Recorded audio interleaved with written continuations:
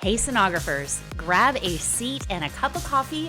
Welcome to Ultrasound Business School. I'm your host, Jennifer Lindsay. This is Talking Tech, a sonographer's guide to entrepreneurship. Jen here. Welcome into today's episode of the podcast, Medical Directors. It's a question on everybody's mind. When I start my business or add in additional services, do I need a medical director or supervising physician? Those terms are usually used interchangeably. Today, I want to present into the podcast a pop-up training that I've previously done on the medical director information, right? For 8 of the different main business models that we can provide in the ultrasound business industry. So listen up. This is going to be exceptional information for you to know based on my business model. Do I need a medical director, and what does that look like for me? Thank you so much for being here. It is just my pleasure to continue to give great information as you are looking to start your business or growing the business that you have. I get this question quite often. Do I need a medical director or a supervising physician? Those terms are really interchangeable, and I want to walk through kind of the main business models and talk about each of them and kind of what you need for each. So let's get started.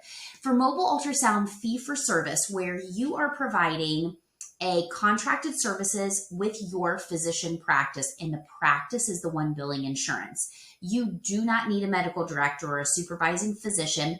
I do suggest having a radiology and or cardiology group to refer to so that you can provide a turnkey service.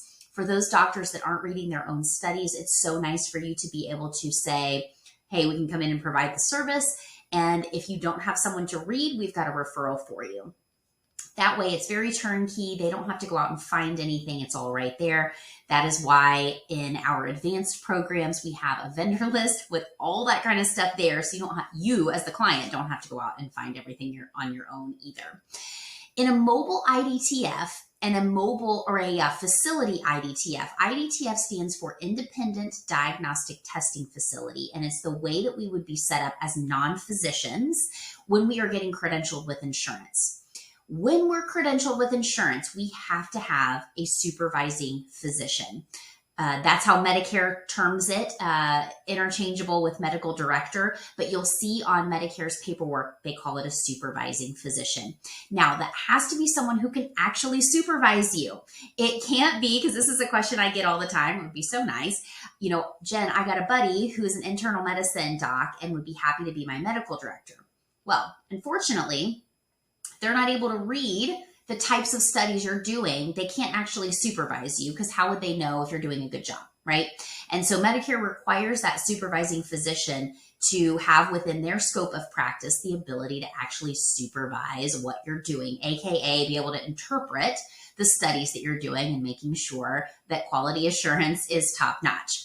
So usually who you would get as your medical director would be someone who could interpret the studies. So a lot of times the best first place to go is whoever is actually interpreting the studies that you're providing.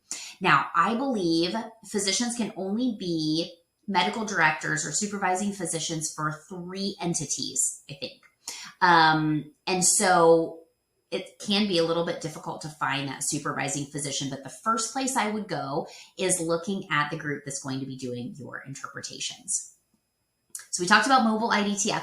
If you have a facility and you're doing all self-pay, you are not actually billing insurance. You do not need a medical director. You would just need to have a radiologist and or cardiologist interpreting your diagnostic studies. We talked about the facility IDTF.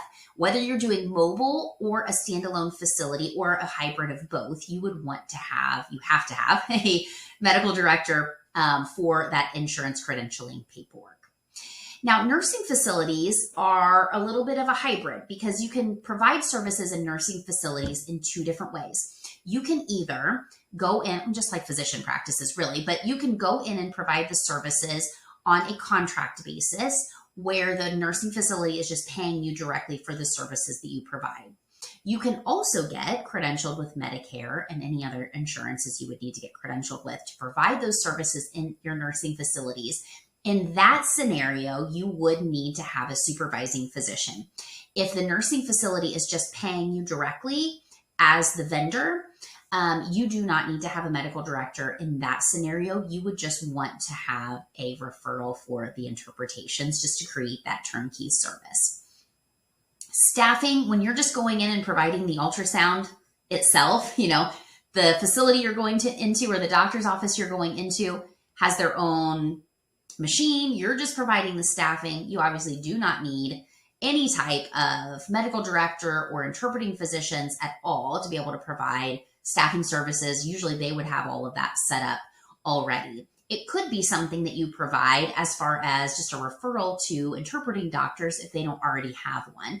But likely if you're doing staffing services, it's one where you're just going in and providing those services in their practice because they don't have a current sonographer, or potentially their sonographer's on leave for some reason, vacation, etc.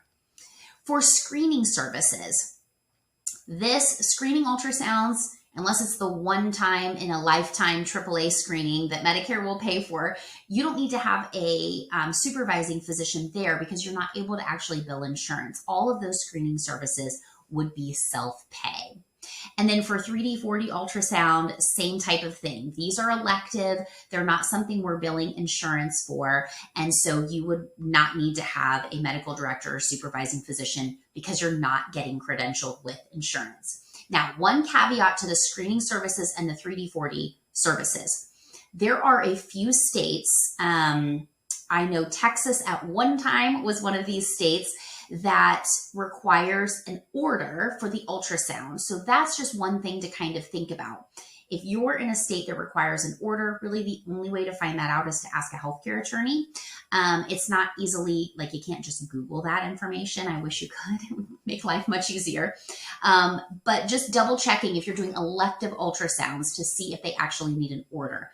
Most states do not, but it could be a situation where that might be a requirement. So that in a nutshell, really as an overview, if you are not billing insurance yourself as the entity, as the mobile provider or the ultrasound provider, you do not need a medical director or supervising physician. I do suggest, however, if you don't need a supervising physician, that you do at least have some referrals for interpretation services so that you can provide a real turnkey service to your clients. I hope that was helpful. It's a question I get all the time and wanted to go through that kind of step by step for all of the main business models that we have available to us in the ultrasound industry. Thanks, guys. I hope you have a great rest of your day. Thank you so much for tuning into today's episode. If you enjoyed the information, make sure to subscribe so you never miss an episode and help us reach other sonographers by leaving us a review. We truly appreciate it. And until next time, I'm over here cheering you on.